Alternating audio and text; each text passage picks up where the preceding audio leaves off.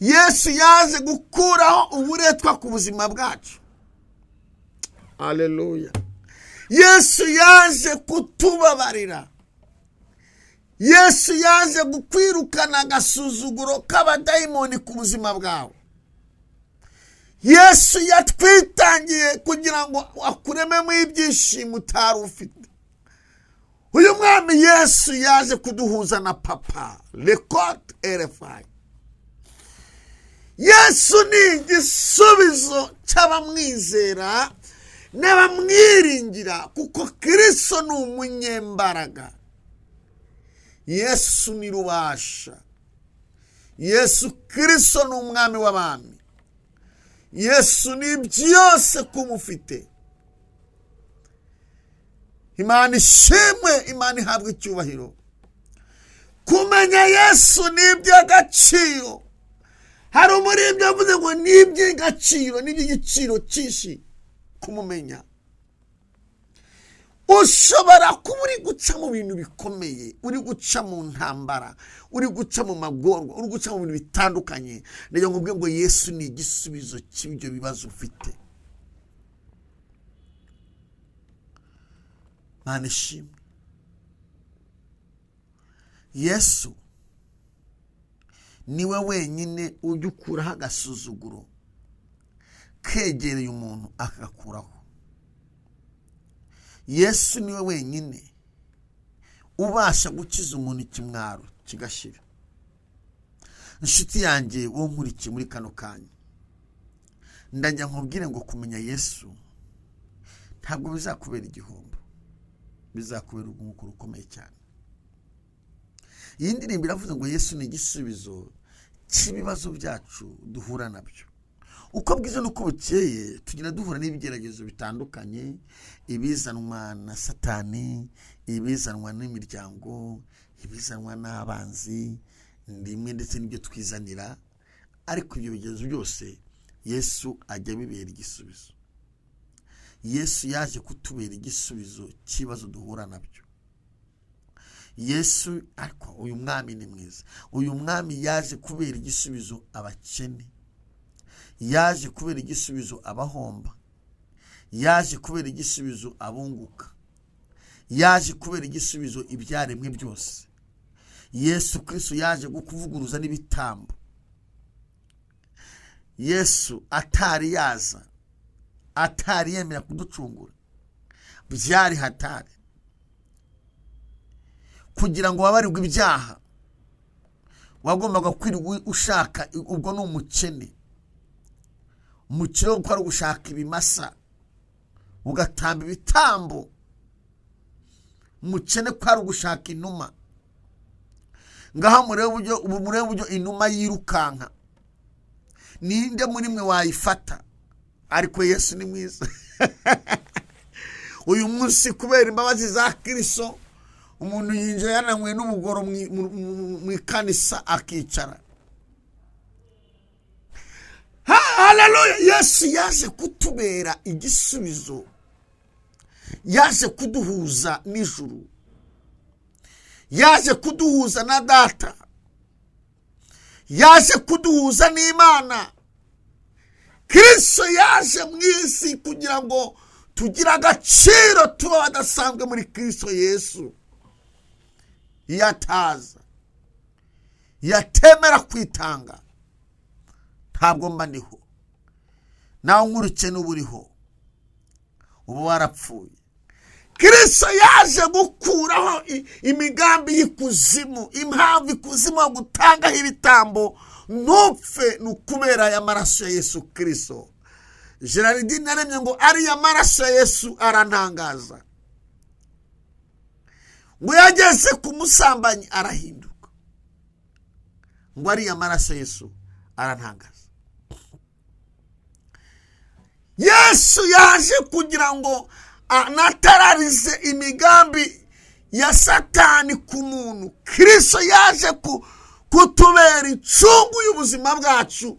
Ntabwo tuba turiho, tuba twaribagiranye, ariko Kristo yaje kutubera incungu y'ubuzima bwacu. Impamvu duhumeka ni ukubera Kristo yaje kutubera incungu y'ubuzima bwacu.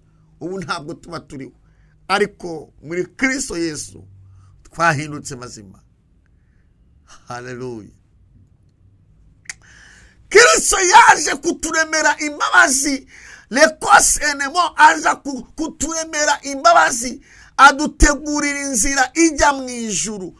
Kristo ni umunyembabazi, yaje gutegura imbabazi kugira ngo nawe aho uri ubashe kubabarirwa, kugira ngo nanjye mbabarirwe. Uyu Yesu nkubwira, Kristo yaje nikoserebo, yaje gutanga ubwenge ku bari badafite ubwenge. Yesu yaje gutanga ubuzima ku bidafite ubuzima. Atakosikaramo, Yesu yaje. Haleluya. Kristo elekosinimo yaraje, abatagiraga kumva barumva, ingumba zitabyara zirabyara. Kristo ni ubuzima. Kristo yaraje, isi ibona ubuzima, ahari umwijima haba umucyo.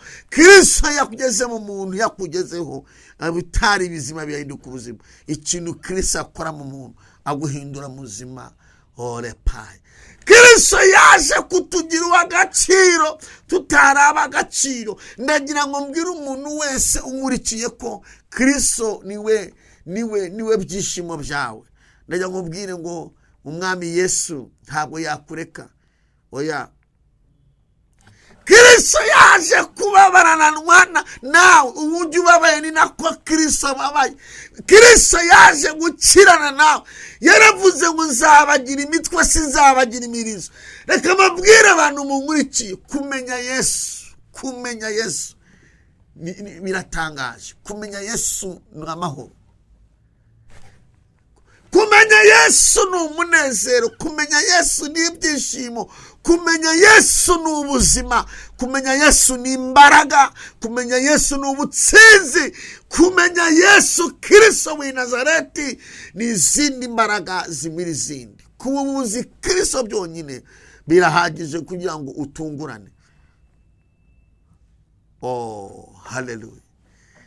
Hari n'indirimbo ndandirimbo ivuga ngo umwambaro nawe nambaye mubi yarawunyambuye. Yesu yatwambuye umwambaro w'ibyaha, umwambaro w'ubucocero twari twambaye, arawutwambura, atwambika umwenda wera w'agaciro. Haleluya, haleluya, haleluya. Mu maraso ya Yesu Kristo yatwambuye wa mwambaro, umwambaro w'ubucocero, wa mwambaro w'ubushwambagara, atwambika umwenda w'agaciro. Rera zango erebanje kukubwira ko umuntu araguta, Imana ikaguhagurukiza abantu 5 ajya gutaya ari umwe. Umuntu azaguta ari umwe, Imana iguhagurukiza abantu 20. Umuntu azaguta ari umwe, Imana ihagurutsa abantu bazi. Haleluya, haleluya. Twongeye kubaha ikaze mwese inshuti za Gusengerwa, abadukurikira ku muyoboro wacu wa YouTube channel Gusengerwa, abari hano iwacu mu gihugu ndetse n'abadiaspora mwese mudukurikiye, inshuti za Gusengerwa, abanyamasengesho, abakozi b'Imana, abantu bakunda kuramya no guhimbaza, abantu bakunda ijambo ry'Imana, abantu tugiye kujya tubana mu byifuzo, mu mwanya wo gusengera ibyifuzo. Mwese tubahaye ikaze.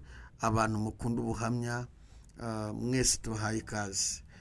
Uwiteka ntago yakuretse, yakureka uba warapfuye. Impamvu gihumeka, impamvu kiriho nuko Uwiteka ari kumwe nawe, ntabwo yakuretse. Yakureka warapfuye. Ushobora guca mu bintu bikomeye, ugaca mu bigeragezo, ukagira ngo umwami Yesu yarakuretse, ariko ntabwo yakuretse. Agufitiye impuhwe nyinshi. Imana ishobora no gucecekana ukabona Yesu yacecetse ukagira ngo yakuretse, ko ntagashobora kureka.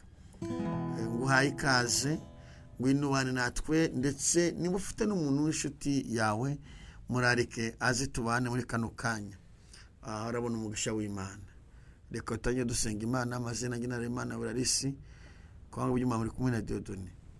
Mana, mu izina rya Yesu Kristo tugushimiye imbaraga zawe, tugushimiye umugambi wawe mwiza, tugushimiye urukundo udukunda, tugushimiye kudahwema kutugirira neza.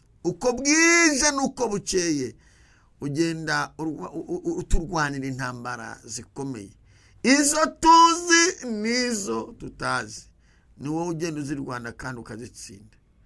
Utubera Imana uko bwije n'uko bukeye, aho tunyura, aho twirirwa, aho tugenda hose. Buri muntu wese mu buzima bwe abayemo uyu munsi yavuga ko amubereye Imana kuko agihumeka. Ntabwo ariko abantu bose babyutse ariko bagihumeka. Hari abamaze kugira hacicekerwa, ariko turagushimye ko utwongereye imyaka yo kurama kugira ngo tukwamamaze, tukuvuge, tukubwire abatakuzi bakumenye. Impamvu ni nyinshi zituma wongera imyaka muntu yo kurama, ariko iya mbere kuruta izindi ni ukukwamamaza no kukuvuga neza. Nyemera Kristo ubaye natwe muri kano kanya, mu izina rya Kristo Nazareti, amen. Aba turi kumwe muri kano kanya turaza gusomera ijambo ry'Imana, naryo uryitegure uze kurisoma. Turaza gusomera ijambo ry'Imana igitabo cy'umuhanuzi Yesaya ibice 43 guhera ku murongo waho wa mbere, muzahasome. Ndashaka kuvuga uburyo Imana irwanira umuntu, uburyo Imana irwanira umuntu ikamurengera. Turavuga rero kuri aya magambo igitabo cy'umuhanuzi Yesaya ibice bya 43, ndetse n'uzasoma uzasome na muri Yesaya ibice bya 44 uhire ku murongo wa mbere. Uzagenda ubona uburyo Imana yabanye na Yakobo, uburyo Yakobo Imana yagiye murwanirira, uburyo Imana yagiye imutsinda intambara zitandukanye, uburyo Imana yagiye imufata ukuboko, uburyo Imana yagiye imusimbutsa ibyo ari mwugarije. Nje kukubwira ngo ni Imana igusimbukije ibyo utazi. Hari igihe ushobora kubaho utazi ko hari ibikugarije, ariko ni Imana igusimbukije ibyo utazi. Muri aya mezi Imana hari ibyo gusimbukije utazi, dore ko nta numenya ko hari umutegereje. Umuntu abantu bakuzi bajya kumva bakabona rwaje, kuko wowe wageze akishirwa cyangwa se wamaze kugira uyu mu bitaro n'ahandi, ntabwo ubizi nyine. Ariko nje kukubwira ngo Imana igusimbukije urwo utazi, abarozi bateguye, abapfumu bateguye, n'urwo Satani yateguye, Imana irarugusimbukije. Rero ibyo bimenye ko hari Imana igusimbukije urwo utazi, rwari rukubikiriye, ariko Imana irukuyeho mu izina rya Yesu. Yesu ni igisubizo cy'ibibazo byacu. Yesu ni igisubizo cy'ibibazo byacu. Yesu ni igisubizo cy'ibibazo byawe, ibibazo byo sura nabyo. Yesu ajya bibera igisubizo, ibibazo byo se duhura nabyo. Yesu ajya bibera igisubizo. Yesu ni igisubizo cy'ibibazo byacu. Yesu ni igisubizo cy'ibibazo byawe, ibibazo byawe uhura nabyo. Yesu ajya bibera igisubizo, ibibazo byacu duhura nabyo. Yesu ajya bibera igisubizo, ibibazo byacu duhura nabyo. Yesu ajya bibera igisubizo, ibibazo byawe uhura nabyo. Yesu ajya bibera igisubizo. Yesu ni igisubizo cy'ibibazo byacu. Uyu mwami ni igisubizo cy'ibibazo byawe, ibibazo ibibazo byose uhura nabyo Yesu ajya bibera igisubizo intambara zose uhura nazo Yesu ajya zibera igisubizo uburwayi bwose uhura nabwo Yesu ajya bubera igisubizo ubukene bwose duhura nabwo Yesu ajya bubera igisubizo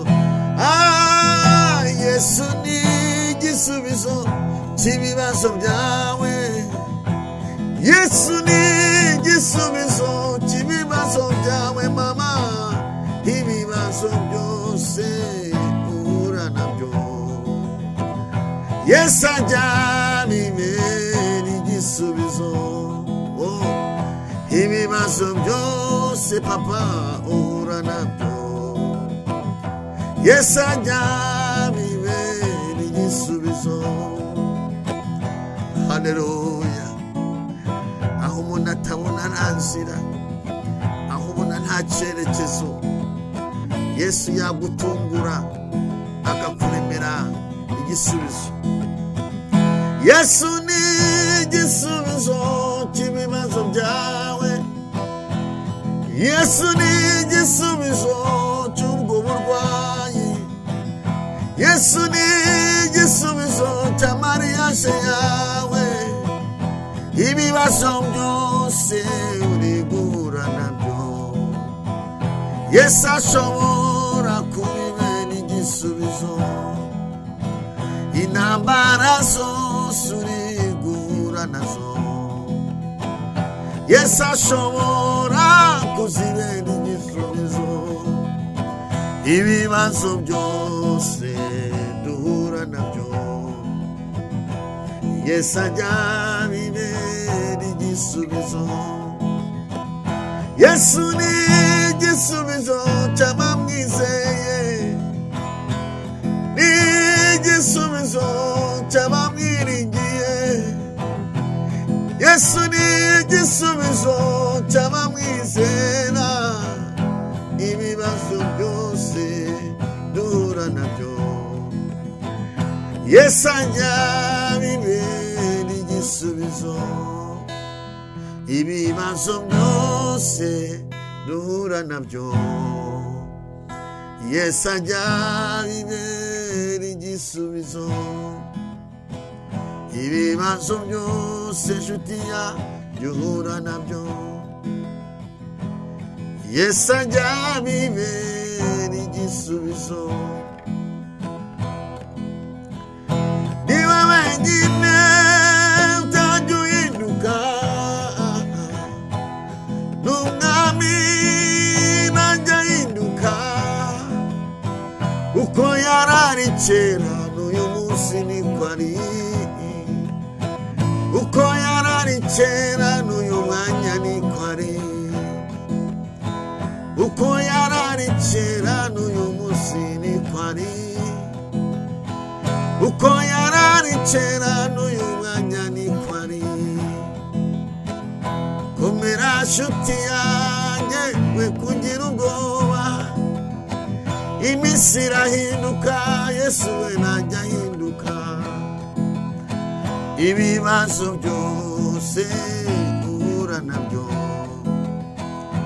Yesu ajya bibera igisubizo ibibazo byose duhura nabyo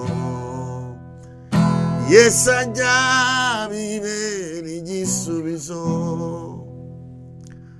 haleluya Yesu ni igisubizo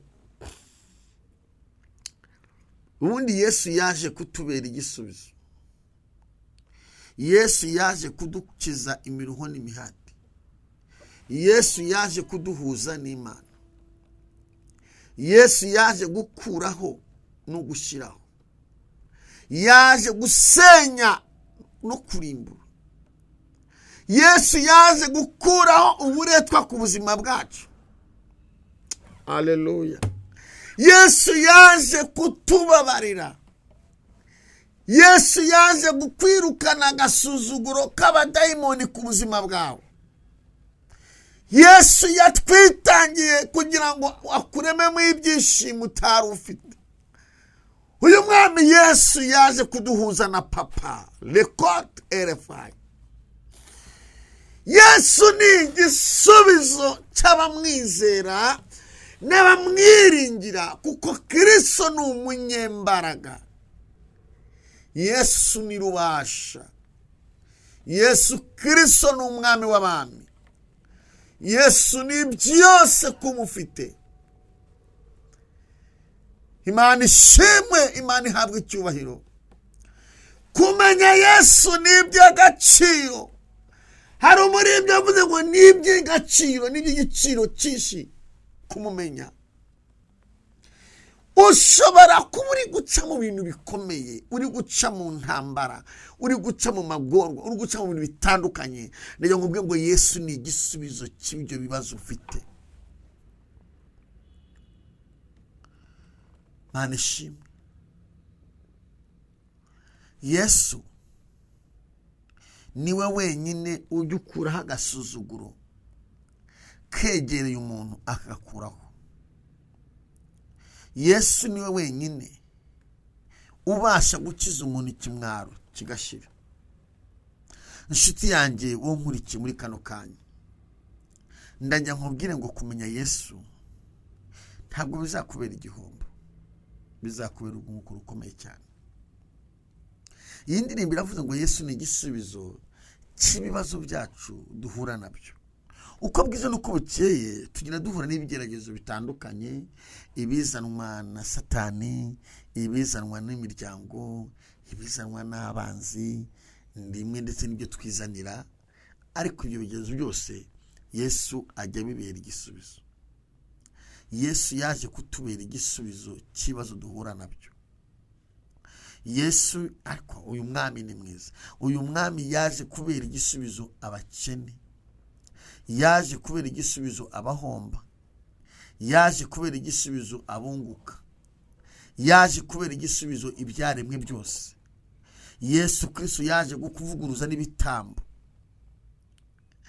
Yesu atari yaza, atari yemera kuducungura, byari hatari. Kugira ngo wabarirwe ibyaha wagombaga kwirirwa ushaka, ubwo ni umukene. Umukire wo gukora gushaka ibimasa ugatamba ibitambo. Umukene kwari ugushaka inuma. Ngaha murebe uburyo inuma yirukanka. Ninde muri mwe wayifata? Ariko Yesu ni mwiza. Uyu munsi kubera imbabazi za Kristo, umuntu yinjira yananywe n'ubugoro mu ikanisa akicara. Haleluya. Yesu yaje kutubera igisubizo, yaje kuduhuza n'ijuru, yaje kuduhuza na Data, yaje kuduhuza n'Imana. Kristo yaje mu isi kugira ngo tugire agaciro, tuba badasanzwe muri Kristo Yesu. Yataza, yatemera kwitanga, ntabwo mba ndiho. Nawe nkurikiye n'uburiho, ubu warapfuye. Kristo yaje gukuraho imigambi y'ikuzimu. Impamvu ikuzimu yo gutangaho ibitambo ntupfe ni ukubera y'amaraso ya Yesu Kristo. Gerardine yaremye ngo ariya maraso ya Yesu arantangaza. Ngo yageze ku musambanyi arahinduka. Ngo ariya maraso ya Yesu arantangaza. Yesu yaje kugira ngo anatararize imigambi ya Satani ku muntu. Kristo yaje kutubera incungu y'ubuzima bwacu.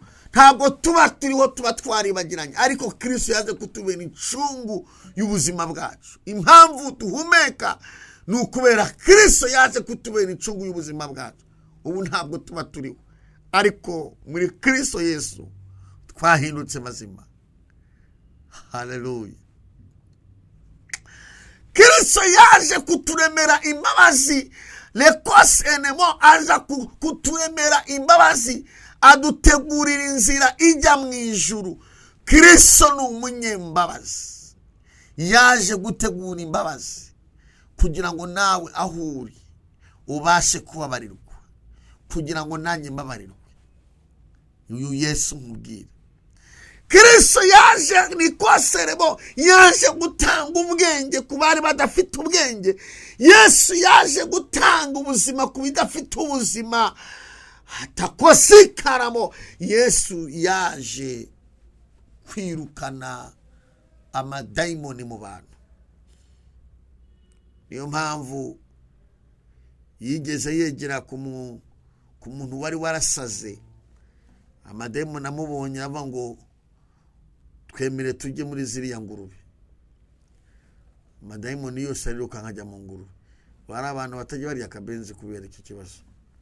Baje bamatinya kati banze ngo zagiyemo abazima, ariko abazimu ingurube zagiyemo, ingurube abazimu bagiyemo, bari abazimu ingurube bagiyemo, bigaragara ko zahise zirangiza zijya mu nyanja.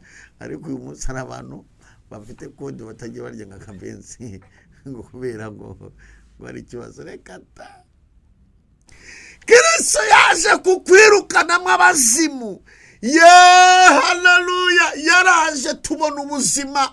Kristo kuza hano mu isi kutwitangira, yaraje tubona ubuzima, yaraje tubona ibyiringiro, yaraje tubona uruvugiro. Kristo yaraje niyo tubona amahoro, dufite amahoro.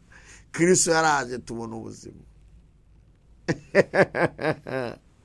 Erewa takosika eremondre, Kristo yaraje duhindurirwa abazima, tuba abazima. Twari dupfuye tuzize ibyaha, Kristo aze, imbabazi ze ziraducungura. Imbabazi zawe, ari indirimbo ngira ivuga ngo imbabazi zawe. Imbabazi zawe mukiza wanjye, nizo zambereye igitambo cy'ubuzima. Sinaruwo kugirirwa imbabazi, imbabazi zawe nizo zancunguye. Imbabazi zawe mwami wanjye, nizo zambereye igitambo cy'ubuzima. Kera sinari ubwoko, wampinduye ubwoko kubw'urukundo rwawe, ubundi umwana wawe. Kera sinari uw'agaciro, wangize uw'agaciro kubw'amaraso yawe, ubu ngenda nemye. Narababariwe, narababariwe, narababariwe kubw'amaraso ye. Narababariwe, narababariwe, yaya, narababariwe kubw'aya maraso ye. Haleluya! Kristo elekosinimo yaraje, abatagiraga kumva barumva, ingumba zitabyara zirabyara. Kristo ni ubuzima. Kristo yaraje, isi ibona ubuzima. Ahari umwijima haba umucyo. Kristo yakugeze mu muntu, yakugezeho bitari bizima bihinduka ubuzima. Ikintu Kristo akora mu muntu, aguhindura muzima. Ole pai, Kristo yaje kutugira agaciro tutaraba agaciro. Ndagira ngo mbwire umuntu wese unkurikiye ko Kristo niwe byishimo byawe. Ndagira ngo mbwire ngo umwami Yesu ntabwo yakureka. Oya, Kristo yaje kubabaranwa nawe. Uburyo ubabaye ni nako Kristo ababaye. Kristo yaje gukirana nawe. Yaravuze ngo nzabagira imitwe, sinzabagira imirizo. Reka mbabwire abantu munkurikiye, kumenya Yesu biratangaje. Kumenya Yesu ni amahoro. kumenya Yesu ni umunezero, kumenya Yesu ni ibyishimo, kumenya Yesu ni ubuzima, kumenya Yesu ni imbaraga, kumenya Yesu ni ubutsinzi, kumenya Yesu Kristo w'i Nazareti ni izindi mbaraga zimira izindi. Kuba uzi Kristo byonyine birahagije kugira ngo utungurane. Oh, haleluya. Hari n'indirimbo njyanirimo ivuga ngo umwambaro nawe nambaye mubi yarawunyambuye. Yesu yatwambuye umwambaro w'ibyaha, umwambaro w'ubucocero twari twambaye, arawutwambura, atwambika umwenda wera w'agaciro. Haleluya, haleluya, haleluya. Mu maraso ya Yesu Kristo yatwambuye wa mwambaro, umwambaro w'ubucocero, wa mwambaro w'ubushwambagara, atwambika umwenda w'agaciro. Yanyambuye umwambaro w'ubucocero, anyambika umwenda musha. Yanyambuye umwambaro w'ubucocero, anyambika umwenda musha. Yarazuye nari narapfuye, amindura icyaremwe gisha. Uyu mwami mbabwira ashoboye byose. Yanyambuye amateka yo mu byaha, amindura umukozi we. Yanyambuye umwambaro w'amarira, amindura umwana we. Yanyambuye umwambaro wo mu byaha, anyambika umwambaro wera. Ubu ngenda nene kubw'amaraso ya Yesu, ubu ndaririmba kubw'imbaraga zawe. Ubu ngenda nene kubw'amaraso ya Yesu, ndaririmba izina rya Yesu, ndacuranga indirimbo ya Mose, ndaririmba kubw'amaraso ya Yesu. Ai, ndacuranga mu maraso yawe. Waminduriye izina Yesu weyo, y'amateka mabi warayahinduye. Wambize uw'agaciro, nanjye ndashima umucunguzi Yesu. Haleluya, Imana ishimwe. Bakundwa bene data, iyi ndirimbo iravuze ngo wampinduriye umwambaro, wanyambuye umwambaro. Uwuhe mwambaro? Iyo umuntu atarakizwa hari umwambaro aba yambaye, ntabwo abantu benshi babasha kubona. Ariko umuntu utarakira Yesu nk'umukiza hari umwambaro aba yambaye. Hari igihe Satani akwambika icyambaro cy'ubwicanyi, ukaba uri umwicanyi, uri umurozi, uroga abantu, kwa gahunda yawe ari ukuroga gusa, akaba ari icyambaro kibi wambaye cy'ubwicanyi. Hari igihe Satani akwambika umwambaro w'ubusambanyi, ukabaho wambaye icyambaro cy'amarayi. Ahantu hose watambuka abantu bakakubona mu buryo bw'umwuka, abanyamwuka bajya bakora kubona wambaye icyambaro cy'umarayi, imyambaro y'ubushwambagara n'ikivuze. Pela ziniwo takitarabo erefai. hari igihe satani akwambika umwambaro w'ubujura, ukaba wambaye icyambaro cy'ubujura, wiba wambura imisoro, wambura abantu, wigira gutunyanganya, ukura muvuka, ugasanga wabaye inzahare kubera ko wambaye umwambaro w'ubushwambagara. hari igihe satani akwambika umwambaro wo kunywa ibiyobyabwenge, sinari gapfa kwambaye umwambaro mubi. Mu buzima busanzwe n'umuntu wambaye umwambaro mubi ntabwo amwubaha. None uburyo bw'umwuka ibintu bikomeye cyane. Kristo umwemereye, iyo wemereye Kristo akaza mu buzima bwawe, akwambura umwambaro w'ubushwambagara wo mu byaha, akakwambika umwenda wera, umwenda utariho ibizinga. Uyu mwenda usobanura agakiza. Uyu mwenda ni agakiza. Uyu niwe marayika yasanze Petero muri gereza, aramubaza ngo umwitero wawe uracyawufite? Ni umwitero w'agakiza.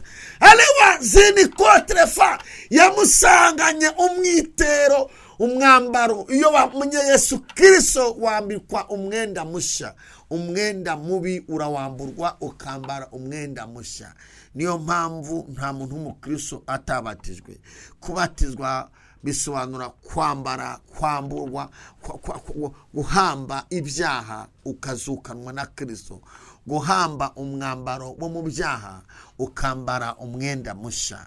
Lekos erefai, mbese waba warahambye ibyaha, ukwiye kwambara umwenda mushya. Uyu mwenda ntugira ibizinga. Uyu ni umwenda umuntu yambara akuzura umwuka wera. Uyu ni umwenda wambara waca ku mafaranga y'abandi ntuyafate. Uyu ni umwenda wambara ukirwa muri banki ntutware n'icyo cyatanu. Uyu ni umwenda wambara ukagira imbabazi byari hatari. Uyu ni umwenda wambara ukahinduka, abantu bajya bakubona ko uriya muntu yarahindutse. Umwenda mushya. Ikikubwira ko wamenye Kristo, wambara umwambaro mushya. Haleluya! Icyama ngo nawe wambare umwambaro mushya. Mwami Imana igufashe wambara umwambaro mushya. Iyi ndirimbo ndayikunda cyane, ndayikunda, irafasha cyane, kuko nibuka ntarakizwa kera nyiragasore. Iyo wazirikaga ihene mu isambu iwacu, nawe kataguragamo ibiziriko nka 20 kubera kamere, ariko Kristo aze yica kamere. Iyo twageze muri Kristo ubuzima burahinduka, amateka arahinduka. Iyo wageze muri Kristo, ukagera muri Kristo, hari ibintu bihinduka mu buzima bwawe. Ikizakubwira ko wamenye Imana, uzahinduka. N'abaturanyi bazamenya ko wahindutse, n'inshuti zizabivuga, n'imiryango izabivuga. Reka mbabwire ko nta muntu n'umwe wiperezanta mu bintu by'agakiza. Agakiza kawe ni ko perezanta. Imyitwarire yawe n'imyifatire yawe biguhindura izina utigeze uryishakamo. Nta muntu n'umwe wiyatiza izina. Ubu ntabwo nabyise mu gitondo ngo niba izina rya pasiteri, niba izina rya profete, umuhanuzi. Oya, Yesu Kristo yarafashamo impano, amaze kuzima izina rirafata. Naho natambuka hehe, naho nimize gute, baravuga ati Paisi arahise. Nisingome amazina y'idini. Hari abantu rero bashaka amazina, ariko nkubwire nukora neza izina rizaza. Izina ringana n'icyo ukora. Izina ryawe haranira kugira izina rishya. Hari izina ababyeyi batwita, hakaba n'izina umuntu agira bitewe n'aho atuye, bitewe n'ikirere arimo, bitewe na nimba ucuruza inyama, ucuruza burusheti, bazakwita mucoma, kuko uracoma nyine inyama tu, urotsa. Nimba ucuruza inyanya n'ibiki, bazakwita umucuruzi. Nimba uri umuhanuzi, bazakwita umuhanuzi. Icyo wakunze nicyo kiguha izina. Yesu rero yaradukunze, aduhindura abana, tuba abana be, turi abana be. Yaraducunguye, yaratwitangiye, yatwambuye umwambaro, atwambika umwenda mushya. Yesu iyo wamenye Kristo, amateka arahinduka. Imana ishimwe. Hari n'indirimbo ngira ivuga ngo,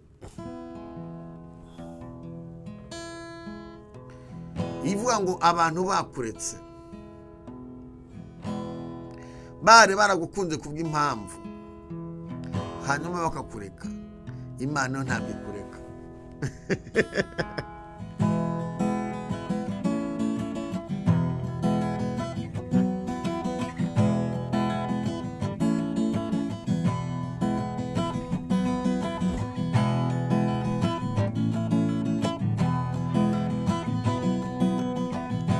ujya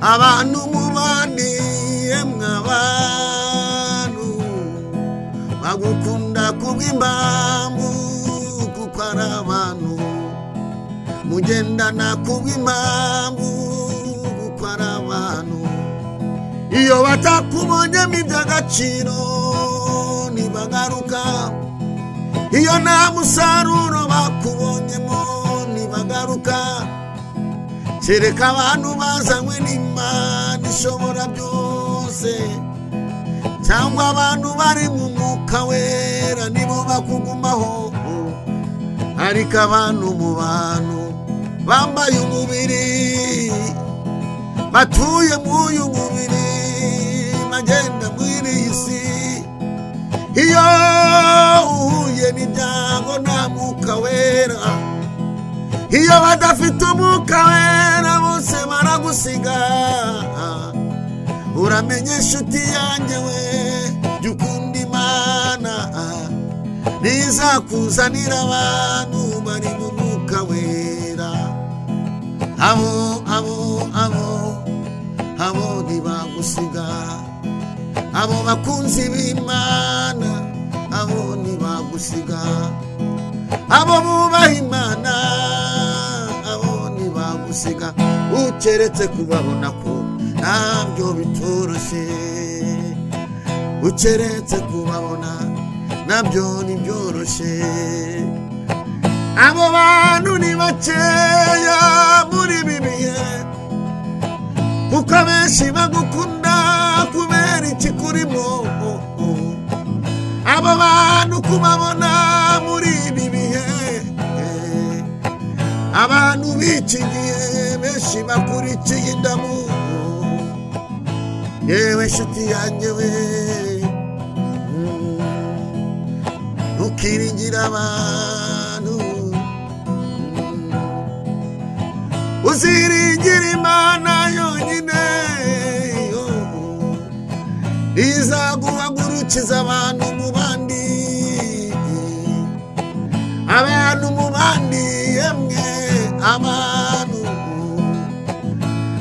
abantu bararutana abantu nasanze umuntu utari mu mwuka wera batangaje icyo abonye cyose ashobora kugihitana dusaba umwuka wera ature muri twebwe atuyobore muri iyi minsi y'imperuka dusaba umwuka wera ature mu buzima bwacu atuyobore muri aya mezi yemwe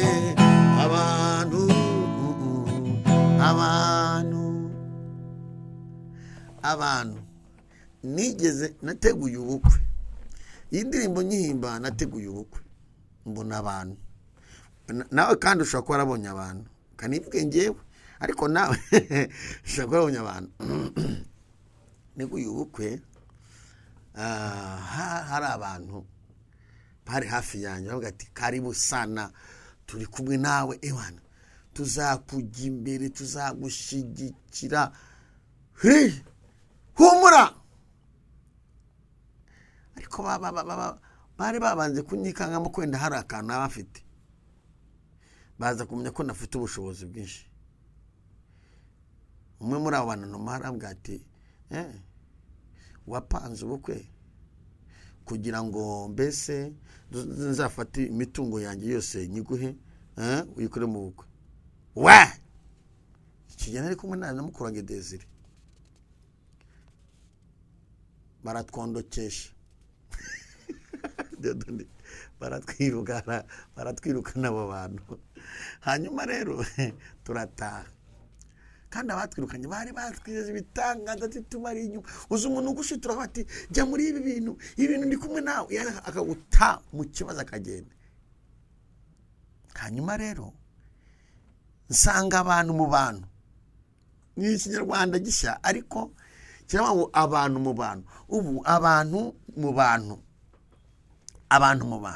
hari abantu bafite imitima myiza bafite umutima mwiza hari abantu bagira imbabazi, hari abantu bababarira, hari abantu bihangana, hari abantu Yesu yicayemo, hari abantu barwanira ishyaka Imana. Nukuri baracyahari. Ushaka kwivuga ugikorera igikomere ufite ugahita uvuga ngo ntabariho. Nukuri barahari, kuko Imana izagusubira mu bantu. Hari abantu none se Yesu akoresha ibiti, Yesu akoresha abantu. Hari abantu Yesu agendamo, hari abantu batuwemo n'umwuka wera. Haleluya, haleluya, haleluya, haleluya. Hari abantu reba takosika, hari abantu bamwe baranjugunye. Yesu ahita anzanira abandi bantu, ahita amuzana abandi bantu. Uwa mbere ahita ambwira ati we ndakubonye, kugize umwana wacu, uri umwana wanjye, na n'ubu munsi ni umubyeyi wanjye, ndabizi nkurikirana Imana imugisha, kandi Imana aramwaguye. Ahita avuga ati uri umwana wanjye. Ubukwe abuhagarama. Bamwe baranjugunye, abataremuka wera baranjugunye. Imana ihagurutsa abandi. Undi arahaguruka ahita ama etaje. Nakuruke muri etaje, nakoreye ubukwe muri etaje. Rera sango erebanje kukubwira ko umuntu araguta, Imana ikaguhagurukiza abantu batanu, ayagutaye ari umwe. Umuntu azaguta ari umwe, Imana iguhagurukiza abantu 20. Umuntu azaguta ari umwe, Imana ihagurutsa abantu baze. Ndayongwe ko Imana igifite abantu batarapfukamira abayari. Parahari.